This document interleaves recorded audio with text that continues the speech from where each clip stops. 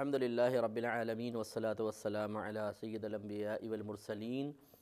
اما بعد فاعوذ باللہ من الشیطان الرجیم بسم اللہ الرحمن الرحیم۔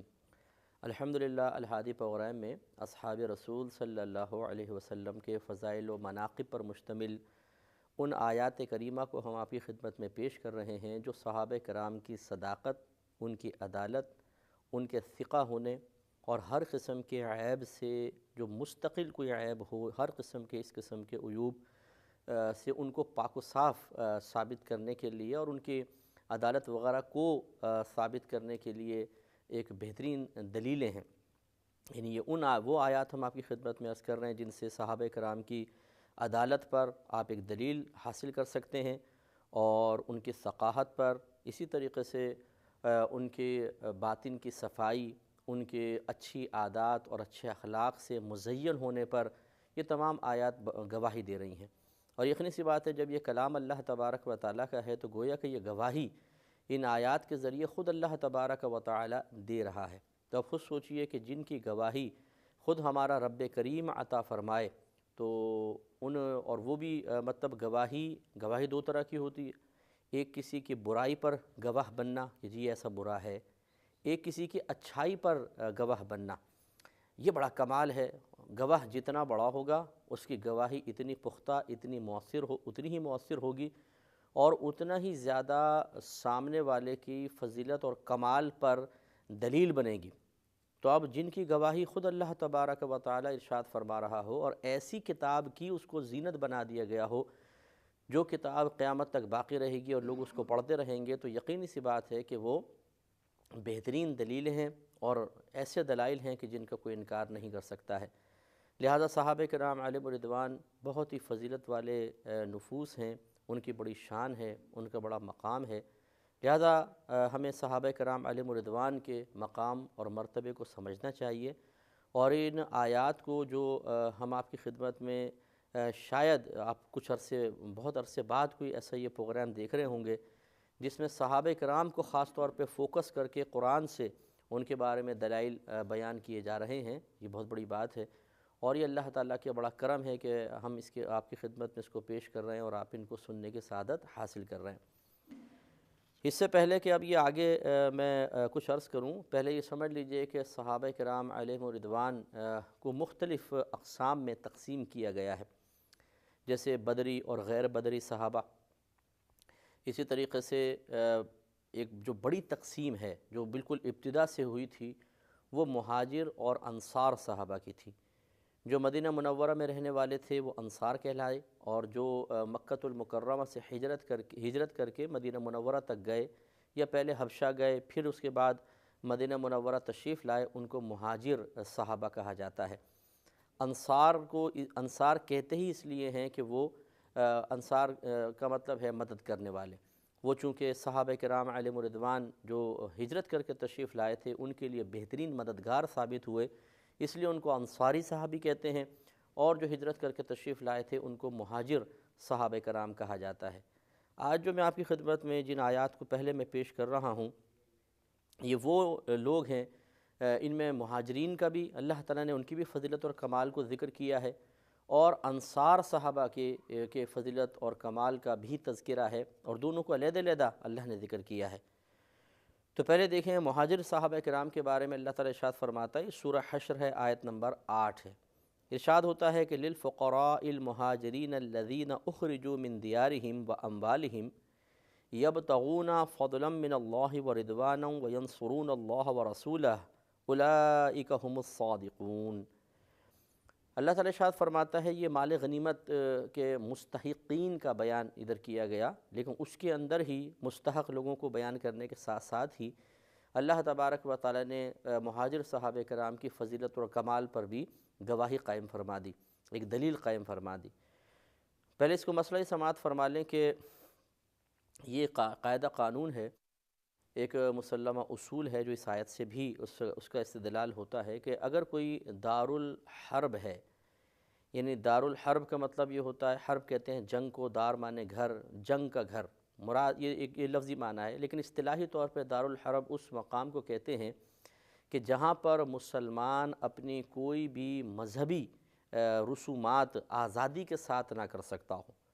جیسے آپ غور کریں کہ ہجرت مکہ سے پہلے جو مکہ المکرمہ کے حالات تھے کہ کفار کسی کو نماز پڑھتے دیکھ لیتے تو مارتے تھے،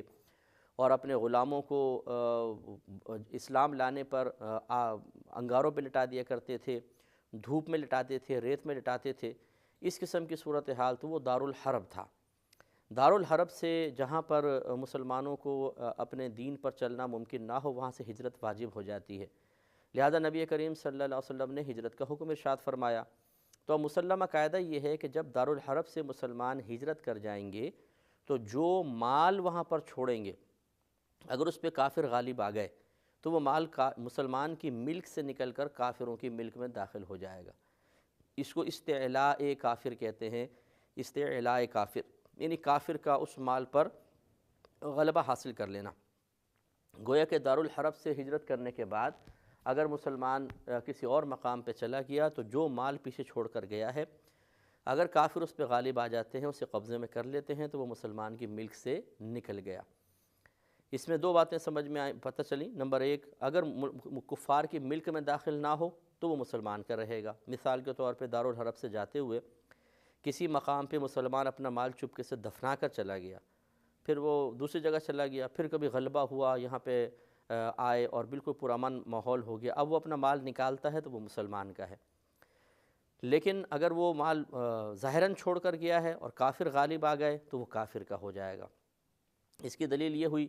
کہ جب نبی کریم صلی اللہ علیہ وسلم نے فتح مکہ فرمایا اور آپ باقاعدہ ایک فاتح کی حیثیت سے مکہ المکرمہ میں داخل ہوئے، تو ایسا نہ ہوا کہ جتنے مہاجر صحابہ اپنے مال چھوڑ کر گئے تھے، نبی کریم صلی اللہ علیہ وسلم نے کفار سے ان مال کو لے کر ان مہاجر صحابہ کو واپس دلوایا ہو، بلکہ وہ ایسے چھوڑ دیے گئے۔ اس کا مطلب ہے کہ بس وہ مسلمان کی ملک سے نکلے تو کافر کی ملک میں داخل ہو گئے۔ اس میں ایک بڑا فضیلت کا پہلو ہے صحابہ کرام علیہم الرضوان کے لیے کہ جب انہیں حکم ہوا کہ یہاں سے نکلنا ہے، اب یقینی سی بات ہے کہ اپنے کثیر مال کو لے کے نکلنا ان کے لیے پاسبل نہیں تھا، کیونکہ چپکے سے نکلنا تھا۔ اگر کفار کو پتہ چل جاتا کہ یہاں سے جا رہے ہیں تو وہ جانے ہی نہ دیتے اور باندھ دیتے، قید میں رکھتے، مارتے پیٹتے، تو بڑے چپ چاپ نکلنے کا حکم تھا۔ اور جب انسان چپ چاپ نکلتا ہے تو زیادہ سامان لے کر نہیں نکلتا ہے، کیونکہ اسے اندیشہ ہوتا ہے کہ کہیں سامان کی وجہ سے انسان کو روک نہ لیا جائے۔ پھر ہر مال ساتھ رکھ بھی نہیں سکتا انسان، جیسے باغات ہیں کیسے اٹھا کے لے کے جائیں گے، گھر بار ہیں پورے، اور مویشی ہیں، ان کو لے جانا ممکن نہیں۔ مویشی رات میں آپ کو پتہ ہے کتنا چیختے چلاتے ہیں، اگر آپ بھینس کھول لیں، گائے کھول لیجئے، بکریاں کھول لیں، وہ چیخیں چلائیں گی تو سب لوگ اڑ جائیں گے، بھئی کوئی کھول رہا ہے۔ پھر ان کے گلوں کے اندر گھنٹیاں وغیرہ جیسے جانوروں کی ہوتی ہیں، دور سے بجتی ہیں تو پتہ چل جاتی ہیں۔ تو گویا کہ دیکھیں مدح کا پہلو یہ ہے کہ جب صحابہ کرام کو ہجرت کا حکم ہوا اور ان کو پتہ تھا کہ اب ہم تمام مال یہاں پر چھوڑ کر جا رہے ہیں، کوئی باغ والا ہے، کسی کا چلتا ہوا بزنس ہے، کسی کی بازار میں دکانیں ہیں، وہ مکہ المکرمہ جہاں بچپن سے لے کر جوانی تک اور جوانی سے لے کے ادھیڑ عمری تک وہ وہاں پر رہے ہیں، ایک ایک گلی مانوس ہے، راستوں سے مانوس ہیں، رشتہ داریاں ہیں، برادریاں ہیں، خاندان ہیں۔ عرب لوگ تو خاندان کا بہت ہی زیادہ پاس لحاظ رکھتے تھے، برادری سسٹم بہت مضبوط قسم کا تھا، جیسے قریش خاندان ہے، اس میں پھر ہاشمی خاندان علیحدہ ہے، تو اس طریقے سے بہت زیادہ وہ لوگ اس چیز کو اس کا احساس کرتے تھے، اور اس کا بہت زیادہ ان کے ہاں اہتمام تھا، رشتہ داروں کے پاس رہنا، برادری سسٹم میں رہنا، ایک دوسرے کی امداد کرنا۔ تو ایسے ماحول سے باہر نکلنا آپ خود سوچئے کس قدر روحانی اذیت کا سبب بنا ہوگا۔ اگر ہمیں ہمارے بھرے ہوئے گھر سے، جیسے اب آپ کہیں پر بھی رہتے ہوں، مثال کے طور پہ اس وقت آپ تصور کر لیں کہ آپ اپنے گھر میں ہیں اور اچانک آپ کو کہا جاتا ہے کہ جتنا یہ گھر میں مال پڑا ہوا ہے سب چھوڑ دیں آپ، اور اسی وقت بس ایک چادر اٹھائیں اور نکل جائیں گھر سے، تو کس قدر مشکل ہوگا۔ آپ اپنے حسرت کے ساتھ اپنے مال کو دیکھیں گے، کتنی محبت سے، کتنی محنت سے، کتنی چیزیں آپ نے جمع کی ہوں گی۔ بہت سی ایسی چیزیں ہوتی ہیں جن سے جذباتی وابستگی ہوتی ہے، تاریخی نوعیت کی چیزیں ہوتی ہیں، پرانے بزرگوں کی چیزیں ہوتی ہیں، مرحومین سے تعلق رکھنے والی چیزیں ہوتی ہیں۔ بس جیسے جیسے آپ غور کرتے جائیں گے آپ کو اندازہ ہوگا کہ یہ ہجرت کوئی معمولی چیز نہیں تھی، بہت بڑی چیز تھی، بہت ہی بڑی چیز تھی، اور بہت ہی بڑی قربانی تھی کہ سب گھر بار چھوڑ کر نکل جائیں۔ بعض صحابہ تو اس حال میں نکلے ہیں کہ انہوں نے اور کچھ بھی نہیں تھا تو ایک کمبل بس لیا ہے، اور اس کمبل کے اندر بھی بٹن وغیرہ نہیں تھے تو کانٹوں سے اس کو سی لیا ہے، یعنی کانٹے لگا لیے ہیں، بس وہ ایسا لپیٹ لیا اور اپنے بس نکل گئے کہ بس نبی کریم صلی اللہ علیہ وسلم کا حکم ہے۔ تو چونکہ اب ان کی ملک سے مال نکل گیا تھا اور وہ کفار کے قبضے میں گیا، تو جسے ہم نے قاعدہ آپ کو بتایا کہ وہ کفار جب اس پہ غالب آ جائیں، دارالحرب ہو، مسلمان کے مال پہ غالب آ جائیں تو وہ ان کی ملک میں چلا جاتا ہے، اور جس کی ملک سے پورا مال نکل جائے اسے شرعی لحاظ سے فقیر کہتے ہیں۔ اسی لیے اللہ تبارک و تعالیٰ نے مہاجرین کے لیے لفظ فقراء استعمال کیا، اور اسی لفظ فقراء سے پھر یہ استدلال کیا ہے فقہا نے کہ وہ جو نکلے تھے وہ تو بڑے مالدار لوگ تھے، ان کے کاروبار تھے، بزنس تھے، باغات تھے، لیکن اللہ تبارک و تعالیٰ انہیں فرما رہا ہے فقراء۔ اس کا مطلب یہ ہوا، نتیجہ یہ نکلا کہ فقراء کہہ ہی اسی لیے رہا ہے اللہ تعالیٰ کہ اس کا مطلب ہے کہ جب وہ ہجرت کر کے گئے تو ان کا جتنا بھی مال تھا جس پہ کافر غالب آ گئے وہ ان کی ملک سے نکل گیا تو وہ فقیر ہو گئے۔ تو اب غور فرمائیں، یعنی شرعی لحاظ سے فقیر ہو گئے۔ ایک فقیر مانگنے والا بھی ہوتا ہے، یہاں وہ مراد نہیں ہے، شرعی لحاظ سے فقیر جو مالی کے نصاب نہ رہے۔ اس سے آپ اندازہ کریں کہ جو کھاتا پیتا آدمی ہو، جو لوگوں کو دیتا ہو، جو مطلب جس کے دسترخوان پہ مہمان بہت سارے جمع ہوتے ہوں اور پھر اس کے پاس کچھ بھی نہ رہے، ایک اذیت اور تکلیف کی بات ہے یا نہیں؟ لیکن کیا ان کے دل میں ملال پیدا ہوا؟ کیا ان کے چہرے بنے؟ کیا انہوں نے تنہائی کے اندر کہا کہ یار یہ کیسا حکم ہمیں دے دیا، سب کچھ چھوڑ چھاڑ کے چلے جائیں؟ یہ نبی کریم صلی اللہ علیہ وسلم نے فرمایا ایمان لاؤ، چلو ہم ایمان لے آئے۔ سرکار نے ہمیں ایمان کا کہا تو اس سے گھر والوں کی مخالفت، خاندان والوں کی مخالفت لازم آ رہی تھی، چلو اس کو بھی برداشت کر لیا۔ لیکن اب یہ فرمانے مکے سے نکل جاؤ، کسی صحابی نے ایسا جملے کہے ہوں؟ نہیں۔ اور اس پر دلیل کیا ہے؟ یہی آیات۔ اب دیکھیے ذرا اس کو، اللہ تعالیٰ فرماتا ہے للفقراء المہاجرین، یہ مال غنیمت وغیرہ جو ہے ان فقراء کے لیے ہیں جو ہجرت کرنے والے ہیں، الذین اخرجوا من دیارہم واموالہم، وہ مہاجرین صحابہ کہ جن کو نکال دیا گیا ان کے گھروں سے اور ان کے مالوں سے۔ یہ دیکھیں، یعنی مالوں سے، گھروں سے بھی ان کو بے گھر کیا اور ان کے مال بھی چھین لیے گئے، مال بھی گویا کہ کافروں کے ملک میں چلے گئے۔ اور یہ کس طرح نکلتے ہیں؟ یبتغون فضلا من اللہ ورضوانا، اس حال میں کہ یہ تلاش کرتے ہیں اللہ تبارک و تعالیٰ کے فضل کو اور اس کی رضا کو، وینصرون اللہ ورسولہ،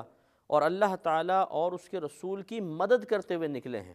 سبحان اللہ، کتنی خوبصورت اللہ نے بات بیان فرمائی، میں اس پہ بھی عرض کرتا ہوں، اولئک هم الصادقون، یہ ہی سچے ہیں، یہی صحابہ سچے ہیں۔ تو آپ اندازہ فرمائے دیکھیں کتنے اللہ تعالیٰ نے ان کے مناقب، ان کو فقراء کہنے میں بھی ان کی ایک منقبت پوشیدہ ہے، کیونکہ روحانی قربانی ظاہر ہو رہی ہے۔ تو اللہ تعالیٰ فرماتا ہے کہ وہ مہاجر صحابہ جن کو ان کے گھروں سے، ان کے مالوں سے نکال دیا گیا، اس میں ذرا روحانی قربانی کو محسوس فرمائیں۔ میں نے جیسے پہلے بھی عرض کیا تھا کہ یقیناً یہ اللہ تبارک و تعالیٰ کا ہی کمال ہے کہ صحابہ کرام کو مسلمان بنایا، صاحب ایمان بنا کر نبی کریم صلی اللہ علیہ وسلم کی صحبت بھی عطا فرما دی، مقام صحابیت عطا فرما دیا، اس سے ان کو مقام و مرتبہ حاصل ہو گیا، اس کا انکار نہیں ہے۔ لیکن اس چیز کو نظر انداز کرنا بھی بالکل قطعاً مناسب نہیں ہے کہ صحابہ کرام علیہم الرضوان نے واقعی اپنی طبیعتوں، اپنے باطنی خواہش، اپنے جذبات سے مقابلہ کیا ہے، قربانی دی ہے، اور بہت ہی بڑی روحانی اور جسمانی اور مالی قربانیوں کے بعد وہ انہوں نے یوں کہہ لیں کہ ثابت کر دیا کہ ہاں اللہ تبارک و تعالیٰ نے جب مقام صحابیت دیا تو واقعی یہ اس کے مستحق تھے، ان کو مقام صحابیت ملنا چاہیے تھا۔ اور پھر اللہ نے گواہی قائم فرمائی کہ یوں نہیں کہ یہ کسی مال کے لالچ میں بھاگ گئے کہ چلو یہاں سے نہیں تو وہاں مل جائے گا، مدینہ منورہ میں وہاں جا کے پلاٹ لے لیں گے، وہاں جا کے ہمیں کوئی مقام منصب مل جائے گا، وہاں کی حکومتیں ہمیں مل جائیں گی، نہیں،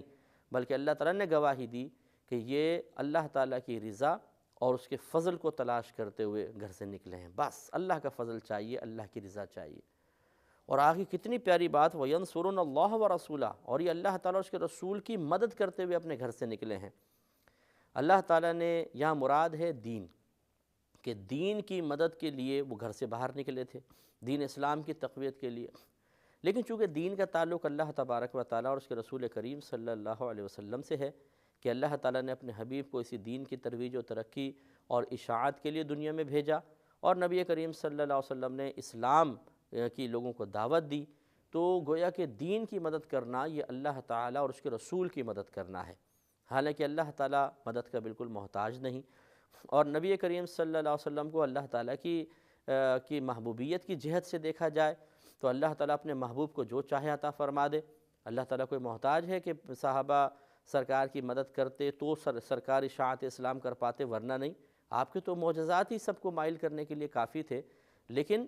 اللہ تبارک و تعالیٰ نے اس کے باوجود صحابہ کرام علیہم رضوان کو یہ سعادت عطا فرمائی کہ انہوں نے دین اسلام کی مدد کی، تو اللہ تعالیٰ اسے اپنی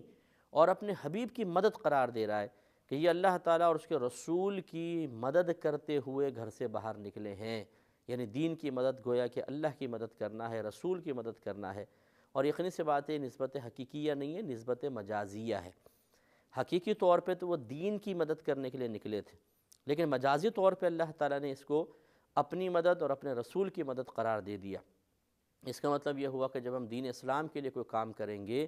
تو اسے اللہ تعالیٰ کی طرف منسوب کیا جا سکتا ہے۔ جیسے اللہ تعالیٰ نے ایک اور مقام پہ ارشاد فرمایا کہ ان تنصروا اللہ ینصرکم۔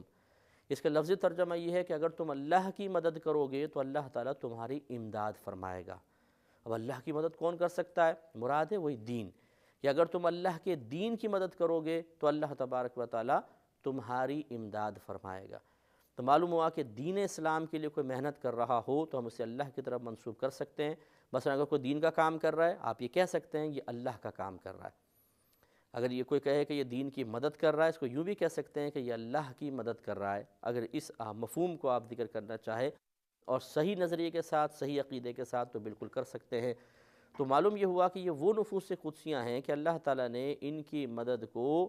اپنے لیے اور اپنے حبیب کریم صلی اللہ علیہ وسلم کے لیے مدد قرار دیا ہے، اور یہ بہت بڑی بات ہے۔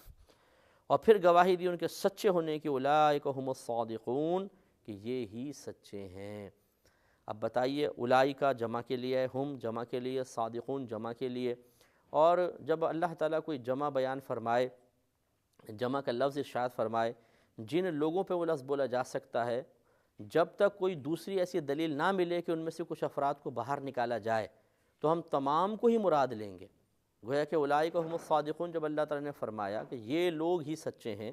اس کا مطلب ہے جتنے بھی مہاجر صحابہ تھے سب کو شامل کرنا چاہیے۔ انشاءاللہ ابھی مہاجر صحابہ پہ کلام ہوا، کل انشاءاللہ زندگی رہی تو انصار صحابہ کے بارے میں جو اللہ تعالیٰ نے ارشاد فرمایا وہ بھی ذکر کریں گے۔ اللہ تعالیٰ ہمیں سننے اور ان پر عمل پیرا ہونے کی توفیق عطا فرمائے۔